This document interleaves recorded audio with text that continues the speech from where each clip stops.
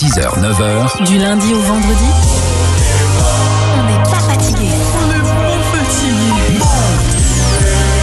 Lorenzo et toute sa team. Salut, bonjour, bon réveil, nous sommes le lundi 24 mars 2025, il est 8h05 tout pile, merci de vous réveiller avec nous, On n'est pas fatigué avec toute l'équipe qui est là, Fawzi est là, présent, Mike aussi, oui. Et puis ce matin on est très heureux de recevoir Tom Baldetti, salut Tom. Bonjour à tous. Comment ça va? Ça va, fatigué. Et la... Ah ouais, ce que j'allais dire, la vraie réponse maintenant. On n'est pas fatigué, je vous jure que si. Valentin nous a rejoint aussi autour de la table pour discuter avec toi, ça va Val? Ouais, salut Lorenzo, salut Tom, c'est comment le boss? Ça va le boss, mieux là qu'au beau maître. Bon, ce matin on est avec un humoriste pour qui tout est allé très très vite. Exactement Lorenzo, Tom, ça fait un petit moment que tu traînes en Comedy Club, mais tout a changé pour toi à partir du moment où tu as révélé au grand public l'existence de Tom la Sardine. C'est un personnage que tu joues sur les réseaux, un peu perché, avec un fort accent du Sud, très vanneur évidemment. Grâce à lui, on peut le dire, tu as pris presque un demi-million d'abonnés sur Instagram en moins d'un an. De quoi booster les réservations pour ton premier spectacle, Tom 1, que tu joues en ce moment. Comment elle a réagi, la Sardine, quand elle a vu que ça l'a surkiffé comme ça? C'est comment la Sardine sous demi-million d'abonnés? Ouais, ma foi, c'est pas attendu, mais presque. Tout ça, c'est le fruit d'un travail acharné après tout. Pas mal. C'est rare qu'elle soit réveillée à cette heure-ci, la Sardine. Soyez c'est un luxe auquel je vous confronte. On sera indulgent. C'est une première. Tu viens de nous parler de ton premier spectacle, Tom 1, que tu joues les vendredis et samedis au Petit Palais des Glaces à Paris. Exactement. Je crois que c'est archi complet, on peut le dire. C'est complet jusqu'en juin, ouais, j'ai de la chance. Mais t'as rajouté des dates, non On reprend à la Scala, on a déjà mis en vente la Scala à partir de septembre, tous les mardis, mercredis à 21h cette fois-ci. Okay. Donc là, il reste un peu de place quand même. Ouais, Okay. C'est dans 7 mois. Ça devrait, il reste des places. On peut y aller. On en parlait un petit peu tout à l'heure là avec Valentin. Le truc qui t'a permis, toi, de gagner vraiment en notoriété, c'est le fameux perso de la Sardine que tu joues sur les réseaux sociaux. Salut Miss Tinguette, tu as bien dormi? Ouais. Le sommeil fut réparateur. Tu as dormi sur tes deux oreilles? Moi, j'aurais dû dormir sur les deux narines, tu n'as pas arrêté de péter. Moi, je vais pas me plaindre non plus, tu m'as nourri, logé. Tu m'as pas encore blanchi, mais si t'as un lave-linge, il y a moyen que je m'attache. Tu sais qu'initialement, je couche pas le premier soir, hein. Mais bon, il y avait plus de RER. Je peux pas prendre un Bolt non plus. Est-ce que tu peux nous en dire plus sur la Sardine? Ça vient d'où ça sort Ouais, c'est un peu, c'est une partie de moi, un autre. Non, mais c'est un perso que je fais depuis que je suis très petit, à mes potes, vraiment. Hein, et un jour, Yassir, mon frérot avec qui on est monté de Toulouse à Paris, ça fait des mois qu'il me tanne. Il me dit mais mets ça sur Insta, on va voir. Et je l'ai mis sur Insta et maintenant je suis sur Radio Move. C'est ouf, non? Ouais, c'est ouf, ouais. En fait, c'est juste un perso, c'est un prisme de plus pour pouvoir envoyer des vannes, en fait. Moi, j'aime les vannes, j'aime les accents aussi. J'ai bien capté que t'étais du Sud, toi, j'ai pas encore... Bien vu. Ah, j'ai l'oreille absolue pour les accents du Sud. Très bon. T'es d'où, toi? Mais pas Toulouse. Non, t'es où? Montpellier. Ah, c'est bien aussi. C'est vrai. Ah, t'as été bon. Le Sud axial. Bravo. On est en pleine dedans. Mais non, mais ouais, la Sardine, c'est juste un... Moi, j'aime écrire, j'aime faire des vannes, et c'est juste une façon de plus d'en amener des nouvelles, quoi. Mais les stats sont quand même folles, parce que je le disais tout à l'heure, t'as pris quasiment un demi-million d'abonnés en même pas un an. Ouais. Est-ce que du coup, quand t'as vu un peu ces stats-là, tu t'es dit, mais en fait, j'aurais dû le montrer plus tôt, ce personnage? Non, il arrive au bon moment aussi. Je pense que, parce que c'est un accent, bien sûr, mais c'est aussi des vannes qui sont parfois plus ou moins aiguisées. Mais je pense que ça nécessite un peu de maturité. À ce niveau-là, en tout cas, moi, ça fait 5-6 ans que je fais du stand-up, que c'est un muscle en vrai à écrire des vannes. Et je pense que c'est aussi arrivé au bon moment. Il y a quoi de toi dans ce perso? Oh, il y a beaucoup de choses de moi. Est-ce qu'il y a des trucs que tu fais dire à la Sardine que t'oserais pas dire toi? Bien sûr. Mais quand même, vous voyez un accent, la réalité c'est que c'est une carapace. Alors il y a Tom la Sardine, mais il y a aussi Tom Asturgeon, avec l'accent russe. Plus récemment, t'as donné aussi naissance à Tom le Macro, avec l'accent québécois. On écoute un petit extrait. What's up, bro? C'est pas la Sardine? C'est pas la Sardine, man. On est là pour innover. Je suis dans l'innovation. C'est Tom le Macro, bro. Un poisson tout aussi mauvais gustativement. Ça y est, bro. Tout le sud de la France me connaît. L'idée, c'est d'aller un peu overseas, désormais. Ça veut dire quoi? Au-delà des mers. Outre-Atlantique. Je parle pas de ta mère. Puis au Québec, on est fucking déconstruit, là. Mais la Sardine, ce serait pas gêné. Ta grosse daronne. Rien n'est plus drôle que cet accent, il faut le dire. J'ai l'impression que tu redécouvres toi-même aussi les extraits. En fait, c'est vraiment de l'impro. Enfin, peut-être pas à 100%, mais j'ai l'impression que c'est beaucoup de l'impro, en fait, ces trucs-là. C'est beaucoup d'impro. Il y a une petite trame qui est écrite. Mais après, on se laisse faire par ce qui sort de la bouche. Et il y a d'autres poissons, là, prochainement, qui vont arriver après les sturgeons, le macro et la sardine. Ouais, l'aquarium, il est gainé pour l'instant. Pour l'instant, je pense pas. Maintenant, on n'est jamais à l'abri. Ouais. T'as un truc avec les accents, mais t'as une règle qui est assez intelligente, je trouve, sur les accents, c'est que tu te dis que tu te limites au peuple colonisateur. Tu dis que t'es la version woke de Michel Leb. Comment t'en es arrivé à cette conclusion? Parce que les accents dans l'humour, c'est un débat très touchy, et j'aime beaucoup ta conclusion à toi. Non, mais c'est qu'on a tous vu ces sketchs de Michel Leb qui nous mettent tous foncièrement mal à l'aise, quoi. Et moi, j'aime les accents, j'aime pas le malaise. Donc, j'ai juste décidé de dealer avec ça. Et c'est aussi tout simplement parce que c'est les accents que je maîtrise le mieux, quoi, dans lesquels j'ai un peu baigné. Donc, c'est des raisons aussi simples que celles-ci qui font que je me cantonne à cela, ouais. Il y a quels autres accents là que t'as sous ta besace et que tu nous as pas encore dévoilé? Il y a le sud-ouest, il est un peu plus rond, il est un peu plus chantant. C'est quoi la diff entre le sud-ouest et la sardine, du coup? Ouais, c'est ça. Vous me posez des questions deep à 8h30, les gars. Moi, je viens du sud-ouest, on peut rouler les R un petit peu. Tu vois, je vois que. Non, je sais pas. C'est un peu plus rural. Moi, je veux juste faire rire mes potes. Ouais. Me faites pas chier avec vos questions pourries. Non, c'est pas du tout ce que je voulais sous-entendre. Mais il y a une petite nuance entre l'accent du sud-ouest et l'accent du sud-est que je saurais pas expliquer, je saurais juste vous la mettre en image. Ouais. L'accent du sud-ouest, il est plus jovial. Et tes potes, t'es justement en coloc avec 3 humoristes à Barbès. Ça ressemble à quoi une coloc de 4 humoristes à Barbès? On n'est plus que 3, pour être très franc. Ouais. Je suis en deuil. J'ai pas encore mis à jour le texte parce que je suis en période de deuil. Mais ouais, c'est des vrais fous rires, quoi. Tous les jours. Mais des vrais qui font mal aux abdos, quoi. Je suis gainé sans faire de sport. C'est génial. On rigole énormément. Vous écrivez beaucoup entre vous, mais dans une ambiance, j'imagine. Ouais, il n'y a jamais de session vraiment scolaire, tu vois. Mais c'est vrai qu'on est constamment en train d'échanger sur les vannes des uns des autres. On connaît les textes des uns et des autres un peu par cœur. Donc, il est possible que dans ton spectacle, il y ait des vannes de tes colocs. Ouais, grave. Ouais, énorme. Trop cool. Et physiquement, l'appart, il ressemble à quoi? Il est très grand. On est 5 en tout. Mais genre, c'est organisé une coloc d'humoriste, parce que je pense que pour beaucoup de gens, une coloc d'humoriste, c'est vraiment une coloc d'étudiants limite. C'est sans trahir, quoi. Est-ce que c'est un cliché? Coloc d'étudiants, c'est un luxe à côté de nous. Non, mais c'est un bordel organisé. Voilà. C'est la façon la plus polie que j'ai eue pour dire que c'est cracra. C'est pas cracra. On n'en dira pas plus. Non, mais on est beaucoup en tournée, c'est un appart de passage presque. Ouais, c'est vrai, c'est une auberge de jeunesse. Tom Baldettier est toujours notre invité depuis 8h. Tu viens nous voir pour nous parler de ton premier spectacle. Donc, tome 1 que tu joues tous les vendredis et samedis au Petit Palais des Glaces à Paris, qui est complet, mais tu seras aussi en tournée un peu partout en France et tu vas réouvrir des dates donc à la Scala, tu m'as dit pour le mois de septembre, c'est ça? Exactement. Est-ce que c'est vrai que les 5 premières minutes avant de monter sur scène, tu te demandes putain, mais pourquoi je reprends pas la fac? Bah, c'est vrai que les moments où je suis le plus stressé, c'est ces fameuses 5 minutes qui précèdent l'arrivée sur scène, parce qu'il y a plein de gens qui se déplacent, parce que dans l'absolu, il est bizarre ce travail. En vrai, il n'y a rien de naturel que d'écouter quelqu'un parler pendant 1 heure qui est censé être là pour faire rire, quoi. C'est bizarre. T'es timide de base ou même pas? Ouais, je sais pas. Non, je suis plutôt sociable, mais ouais, je peux être très facilement timide. Je suis très facilement mal à l'aise, moi. C'est très facile de me mettre mal à l'aise. Mais le problème, c'est que quand je suis mal à l'aise, j'ai l'air poli. Du coup, les gens, ils continuent la conversation. C'est pas forcément un problème en soi. C'est mignon. Bah ouais, mais du coup, je prends des tunnels de conversation qui sont normalement évitables. Alors, on parlait de Tom Lassardine à l'instant. Faut pas que les gens qui viennent te voir sur scène s'attendent à voir 1 heure de Tom Lassardine, parce que c'est vraiment pas ça. Pour le coup, c'est un spectacle très personnel.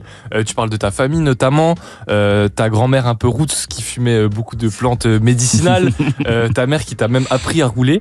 Est-ce que tu penses que cette éducation un peu alternative, je dirais, elle est responsable du fait que tu sois humoriste aujourd'hui? Alors, elle est alternative et à la fois très conventionnelle. Moi, j'ai des parents qui effectivement étaient pas marginaux, j'irai jamais jusque là, mais qui étaient cool sur certains aspects, mais à la fois très stricts aussi sur d'autres. Donc je pense que c'est ce mélange-là qui a fait qu'aujourd'hui je me considère plutôt équilibré à plein de niveaux, et c'est surtout qu'ils m'ont fait confiance très vite, quoi. Ils m'ont dit, écoute, tu fais ça, fais-le, juste tu lâches la fac, on te paye plus d'appart. C'est ça qui s'est passé. Donc t'as fait un petit diplôme histoire d'être sûr, et puis j'ai validé les un truc club à côté.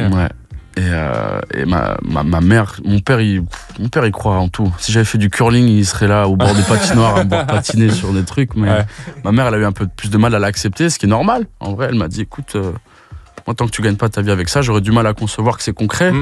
Donc c'était aussi un espèce de défi, tu vois, de me dire, bah regarde, maman, ça peut le faire. Et aujourd'hui, ça va, elle est rassurée? Ouais, elle est rassurée. Bah, elle me voit heureux en fait. Heureux et pas à la rue, donc franchement le combo il est gagnant pour une maman quoi. Moi il y a un passage que j'ai trouvé bien gaulerie, c'est justement sur ta mère quand tu racontes qu'elle a perdu plusieurs fois son permis. Voilà, ça a l'air d'être un peu une galère sur la route. Et des fois pour le coup, tu vois, dans l'humour, se faire vanner sa daronne, ça peut être un peu le pire truc possible. Est-ce que toi t'as juste voulu prendre les devants quelque part? Moi, je vanne ma mère, mais c'est que de l'amour. Hein. Oui, bien évidemment. D'ailleurs, toi qui as vu le spectacle, tu vois bien qu'à la fin de ce passage-là où je vanne, il y a beaucoup d'éloges à ma maman, quoi. Bien sûr. Et puis, c'est vrai qu'elle a une conduite qui est propre à elle. Ouais. Elle est pas fâchée avec la vitesse. Ouais. Elle a réagi comment quand elle a vu le spectacle? Elle a kiffé. Non, si, elle a kiffé. Vous voyez pas à la radio, mais il a fait une petite grimace. Non, mais parce qu'encore une fois, moi, c'est ma façon d'exprimer mon amour. C'est ce que je dis dans le spectacle. Si j'étais comptable, je lui ferais des factures. Il s'avère que je suis humoriste, donc moi, c'est un hommage que je lui fais, quoi. Et encore une fois, hein, l'idée, c'est pas de la descendre du tout. Ah oui, non, pas du tout. C'est de la mettre en valeur et en appuyant ses traits de personnalité, notamment la vitesse et son impulsivité, en fait, sur quelques trucs, quoi.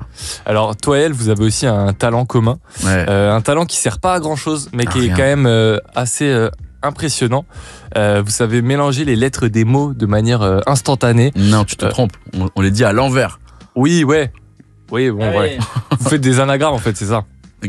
Non. C'est pas des anagrammes? Si, c'est des anagrammes quand tu mens. Anagramme, c'est quand tu peux faire avec les lettres d'un mot, t'en fais un autre. Bah ouais, moi, c'est pas ce que je fais. C'est pas ce que tu fais? Moi, je le dis à l'envers. Tu dis à l'envers. Genre fatigué, ça fait eugitaf, tu vois ou pas? Oui, ok, ouais. Ok. Bah, je te propose qu'on le fasse en direct. C'est quand tu veux. Attention, ça va monter en puissance. Vas-y. Si je te dis Radio France. Wadar Snarf. C'est deux mots, hein. Donc je commence par radio et après France. DJ First Mike? HD Surf Kim. Putain, il envoie des mots en anglais. Attention. C'est terrifiant. Tarbiscoté. Quoi? Tarabiscoté. Retoxibarat. Oh. Quoi couper? Ah, les frérots. Envoyez des mots dont je connais l'orthographe. On est sur Twitter. Humoriste. Le tiromu. Ok, mais ça devient d'où ce truc? À quel moment tu t'es dit, je sais faire ça? Mais c'est ma mère. Toujours elle. Elle sait faire ça. Elle me dit, regarde ce que je sais faire. Et moi, je suis impressionné. Et je dis, mais attends, mais c'est ouf. J'essaye et j'y arrive dans la foulée. En fait, je sais pas. Dans mon cerveau, je vois le mot et il me suffit de le lire dans l'autre sens que prévu. C'est le meilleur des talents, non? C'est trop stylé. Ça sert à rien. C'est même pas si impressionnant que ça, quoi. Là, on est hyper impressionné. C'est vrai. Là, je t'avoue, waouh. C'est gros. C'est fort. Orchestration? Orchestration. Nota de cerco. Ouais. Parce que tous les soirs sur scène, tu le fais pendant 5 minutes. Les gens te balancent des mots. Au début, ils osent pas. Et toi, tu leur dis non, mais allez-y. Et ils essayent de te coincer un peu. Mais c'est aussi parce que je pourrais dire n'importe quoi dans l'absolu qui vérifierait pas. Oui. Mais c'est quand il y a les sous-titres sur les vidéos qu'après ils disent effectivement, c'est bien ça, quoi. Et t'as d'autres talents cachés un peu inutiles comme ça ou... Je sais marcher sur les mains, mais à la radio, ça sert pas à grand chose. C'est pas mal. Mais après, on est filmé. Hein. Tu peux nous faire ça pendant les infos, tiens. Et Tom Baldetti est avec nous dans On n'est pas fatigué ce matin sur Move. Depuis 8h, on parle avec lui de son spectacle Tome 1. Mais on a appris aussi qu'avant de devenir une resta de l'humour, t'as eu plein d'autres vies. T'as par exemple étudié le management du sport. Ouais. T'as fait 15 ans de rugby aussi. Ouais. Qu'est-ce qui fait qu'avec 15 ans de rugby, t'es pas sur le terrain avec Antoine Dupont et que finalement tu fais des blagues sur scène, quoi? Les croisés, tu connais? Les fameux. Non, mais frérot, j'étais nul. Ah ouais, c'est vrai? Faut être très franc. J'étais pas nul, j'étais dans une équipe de tueurs à gages. On a été champion de France junior et tout. Genre invaincu de la saison, sauf que moi j'étais remplaçant. Mais c'est parce que dans la région dans laquelle j'ai grandi, c'est un peu une religion là-bas. Ouais, t'es presque bizarre si t'en fais pas. Mais la transition rugbyman humoriste, c'est quand j'ai été mascotte pour une équipe de rugby. C'est incroyable cette histoire. Ouais. On t'a appelé et toi tu pensais que c'était peut-être pour jouer à un niveau pro et en fait t'as compris que mascotte.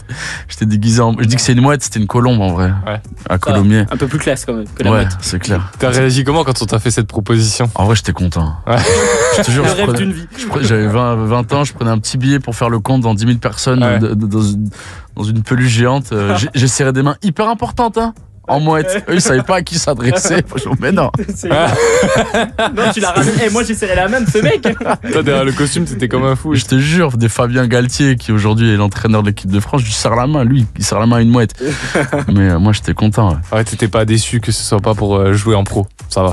T'as vite fait le deuil de ça. En vrai, je savais très bien que c'était pas pour ça. Ouais. T'en fais encore aujourd'hui un peu de rugby ou pas Non, du tout? j'aimerais. Je sais qu'il y a des clubs un peu associatifs sur Paris. J'aimerais avoir le temps, malheureusement. Je joue tous les soirs, quoi. Ouais. Mais si un jour je me libère un soir, ouais, grave. Et qui dit rugby dit sud-ouest. Toi, t'es de Toulouse à la base. Et il y a une grosse rivalité Toulouse-Bordeaux. T'en parles un peu dans le spectacle. Pourquoi est-ce que selon toi, Toulouse lave Bordeaux? Ouais, on veut te mettre dans la sauce. Ouais, exactement. Alors, tu me dis ça, on a perdu hier soir au rugby à Bordeaux. Mais on prend 29-0 à la mi-temps, on remonte 29-21. Et à la fin, on perd de 8 points. Je te jure, on dirait un consultant canal. Merci beaucoup. En vrai, on les lave.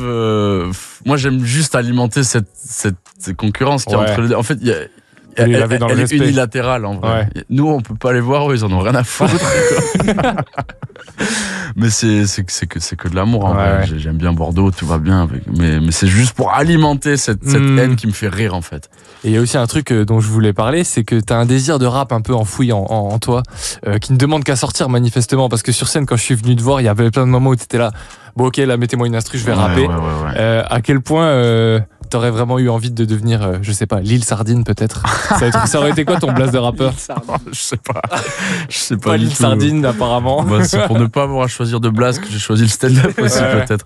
Non mais j'ai beaucoup trop de respect pour cette discipline. Je trouve que mine de rien, elle est très comparable au stand-up sur plein d'aspects. Notamment sur la musicalité, en vrai, les blagues, c'est pas que des trucs écrits. C'est aussi un timing, c'est aussi un blanc au bon moment, c'est aussi un débit de parole qui parfois peut être varié, rajouter un petit peu de volume.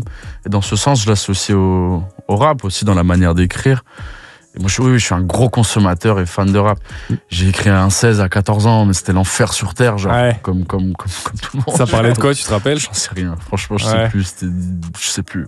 Ça se voit qu'il y a des petits trucs qui traînent. On peut retrouver des petits trucs, un SoundCloud, un YouTube, à mon avis. Non, parce que je sais pas me servir d'un ordinateur. D'accord. C'est aussi pour ça que j'ai fait. Il n'y a pas de traces. C'est bon, c'est juste des vannes pour l'instant. Mais ouais, moi j'adorerais, je sais pas dans quelle mesure c'est possible, mais je sais pas, écrire des punchs, je sais pas. Après, c'est pas pour ça que tu vas pas te retrouver sur un disque. Par exemple, Roman Fressinet, il avait fait un skit. Avec Orelsan. Ouais. Et l'homme pâle. Et l'homme pâle à l'époque. Ouais, c'est clair. On sait jamais. Peut-être Tom Baldetti sur une interlude, s'il y a des rappeurs qui nous écoutent. Ah ouais, franchement, avec grand plaisir. Et justement, Roman Fressinet, je trouve qu'il y a un peu une influence dans ta façon d'être, dans ta façon de faire des vannes, dans ce côté un peu relâché et tout. Est-ce que c'est un humoriste qui t'a un peu inspiré? Complètement. Moi, il fait partie des personnes grâce à qui j'ai voulu commencer ce travail. Moi, je suis fan absolu de son travail, de la façon qu'il a de voir cette discipline. Et ouais, aujourd'hui, j'ai la chance de le côtoyer parfois sur certains plateaux, de pouvoir être aux premières loges de son travail, de la façon dont il amène ses blagues, et c'est d'autant plus inspirant, quoi. Donc, oui, totalement, c'est une vraie inspiration. Et d'ailleurs, à part lui, il y a qui t'a donné envie vraiment de monter sur scène? La mouette, du coup. La mouette, la mouette, complètement. Il y a Arnaud de sa mère, plus anciennement, parce que moi, j'ai été élevé à On ne demande qu'à en rire. Je sais pas si vous vous rappelez cette émission sur France 2, c'était génial. C'était à 17h30. Qui faisait des passages. Exactement. S'ils étaient validés, ils continuaient. Sinon, ils partaient. En vrai, avec du recul, c'est tellement difficile, quoi. Si je devais faire ça aujourd'hui, mais waouh, bravo. Surtout, il y a énormément de grosses restas qui sont sortis de ce truc-là, quoi. C'était vraiment. Complètement. C'était une façon de briller, mais c'était facile aussi de se ridiculiser, bien que tu le sois pas. Mais il suffit. Ça existe de pas être bon. Mais là, si tu l'es pas à ce moment-là, c'est technique après. C'est un exercice compliqué.